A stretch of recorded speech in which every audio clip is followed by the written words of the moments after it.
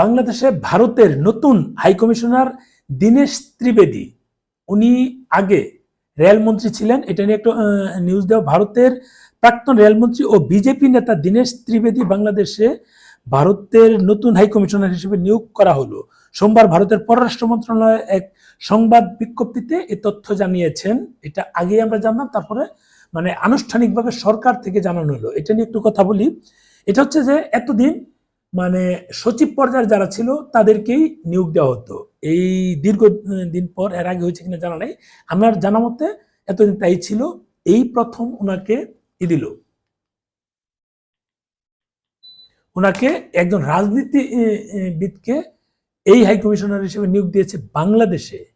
এটা কিন্তু একটা পজিটিভ দিক হিসেবে আমি চিন্তা করছি, কারণ বাংলাদেশের রাজনীতি এবং ভারতের রাজনীতির মধ্যে যে একটা দূরত্ব তৈরি হয়েছিল, একজন আমলা এসে বাংলাদেশের পুরো ম্যান্ডেট বোঝা খুব কঠিন, কিন্তু রাজনীতিবিদ ওনারা কিন্তু খুব সহজে কেস করতে পারে। এখানকার তথ্য, এখানকার পাবলিক ম্যান্ডেট, এখানকার গভর্নমেন্ট ম্যান্ডেট কি, সেটা উনি দ্রুত কেস করতে পারবে এবং দ্রুত উনি দিল্লিতে পাঠাতে পারবে। এতে আমার বিশ্বাস যে দ্রুত বাংলাদেশের সাথে যে দূরত্ব তৈরি হয়েছে সেটা কমবে, আমি বিশ্বাস করি।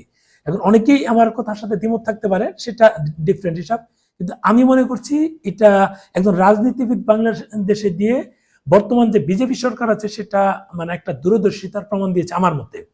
বললাম তো, রাজনীতিবিদরাই রাজনীতি খুব ভালো ধরতে পারে, আমলারা কিন্তু বা সাধারণ জনগণ কিন্তু এত ধরতে পারে না। এটি হচ্ছে বাস্তব। যদি উনি এসে আমাদের বাংলাদেশের সাথে দ্রুত একটা সম্পর্ক উন্নয়নের ক্ষেত্রে কাজ করে, সেটা আমাদের সবার জন্য ভালো। আমাদের ব্যবসা বলি বা এই ভিসা বলি বা অন্য অন্য যে সম্পর্ক আছে সেগুলো বলি, সবকিছু কিন্তু এখন তলানিতে গিয়ে ঠেকেছে। এই তলানি থেকে যত আপডেট হবে, অর্থাৎ জিরোতে আছে, সেখান থেকে বাড়াতে হবে।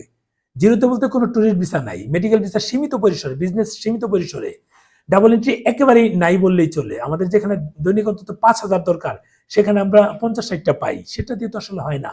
এই সব কিছু মিলিয়ে যেহেতু নতুন মানে একজন ভারতীয় হাইকমিশনার বাংলাদেশে তারা প্রজ্ঞাপন দিয়েছে নিয়োগ দেওয়ার জন্য, সেটা আমাদের জন্য ভালো হবে আমি বিশ্বাস করি।